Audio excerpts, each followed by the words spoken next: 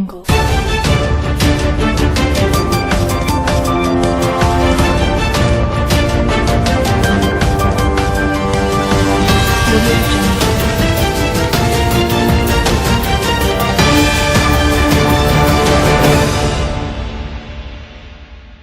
जी ने जो ट्वीट किया है, चल फिर से पूछो।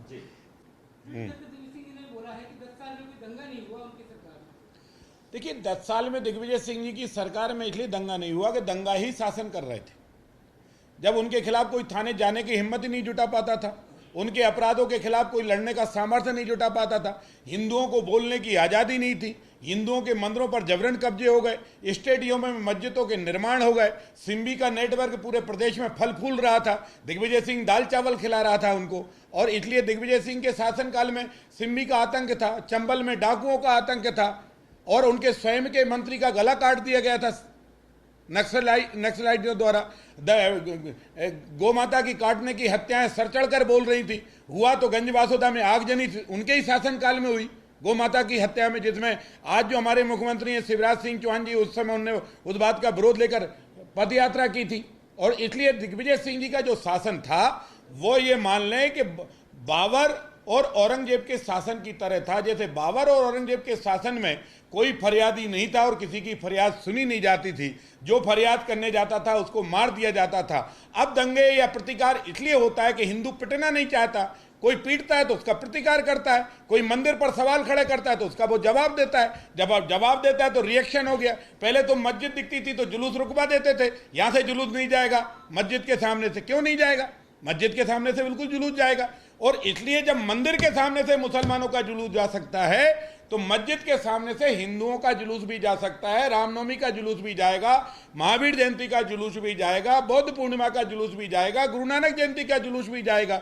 और जब ये जुलूस जाने लगे तो अब लोगों के पेट में पानी हिलने लगा। और इसलिए हमारी सबसे गुजारिश है कि दिग्विजय सिंह जी का शासनकाल भय का शासनकाल, भ्रष्टाचार का शासनकाल, सड़क विहीन शासन, अंधेरा शासन, लूट का शासन, बदतमीजियों का शासन, निर्दोष किसानों पर गोली चलाने वालों का शासन और दैनिक मजदूरी भोगियों को आत्महत्या करने के लिए विवश करने वाला शासन, चौतरफा अन्याय, अत्याचार, लूट, भय, बलात्कार और जिंदा जलाने वाला शासन था दिग्विजय सिंह जी का। और हिंदुओं को बोलने की और पूजा करने की इजाजत नहीं थी। शहर में सकरी गलियां हैं, खासतौर से द्वारा वहां पर जुलूस की अनुमति ना मिले, लेकिन सरकार ने वहीं से अनुमति दी है। शहर काजी की के अनुसार नहीं, शहर काजी ये भी तय कर दे कि फिर मुसलमानों की जुलूस उन गलियों में से नहीं निकलेगा। शहर काजी थोड़ी डिसाइड करेंगे, डिसाइड सरकार करेगी। शहर काजी जी का ये आग्रह है कि वो अपने संप्रदाय को आग्रह पूर्वक कहें कि उनका जुलूस निकल रहा है, निकल जाने दीजिए, आप अपना जुलूस निकालो, तो वो आपका जुलूस निकालने देंगे। ये होना चाहिए। शहर काजी जी आए, राम जन्मभूमि, राम के नवमी के जुलूस पे फूल फैलाएं, हमारे महंत जाएं, ईद का कोई जुलूस है तो उस पर वो फूल डालें, तो ये दोस्ती है, यारी है। ये पहले था, इसी को लोग वो बहुत दिनों तक तथाकथित बुद्धिजीवी गंगा जमुना तहजीब कहते थे। अब वो तहजीब में ये था कि हम पिटते रहें तो उनकी तहजीब है, हम प्रतिकार करें तो दंगा है। पुलिस के साए में जिस तरह का जुलूस निकाला जाएगा, देखिए, पुलिस के साए में कोई जुलूस नहीं निकाले जाएंगे। जुलूस अपने अपने संगठन या जो समाज तय करेंगे उनके जुलूस निकलेंगे। पुलिस बाकी आंतरिक व्यवस्था के लिए और कानूनी व्यवस्था के लिए थी, परंपरागत है और वो रहेगी। शर्तों के साथ परमिशन देना। देखिए, शर्तों के पीछे कोई जो गाने जरूरी हैं वो गाने बजाए जाएंगे। कोई ऐसा गाना सीधे डायरेक्ट कोई किसी को गाली देने वाले ना गाने हैं ना भजन है। हाँ, हिंदुओं को आपत्ति है कि कुछ मुसलमानों द्वारा जो तथाकथित व्यवहार किया जाता है उसको पुलिस जांच करे। और अब तो शहर काजी ने बोली दिया कैमरे लगाने की, तो हर गली में हम कैमरे लगा रहे हैं। अब तो मस्जिद और मदरसे में भी कैमरे लगना चाहिए, क्योंकि जब सरकारी स्कूलों में कैमरे लग रहे हैं, प्राइवेट स्कूलों में कैमरे लग रहे हैं, तो मदरसे भी पढ़ाई के केंद्र, वहाँ भी पता चलना चाहिए कि क्या पढ़ा रहे हैं मौलवी साहब और क्या पढ़ रहे हैं बच्चे। आप कैमरा लेके जाएंगे सर?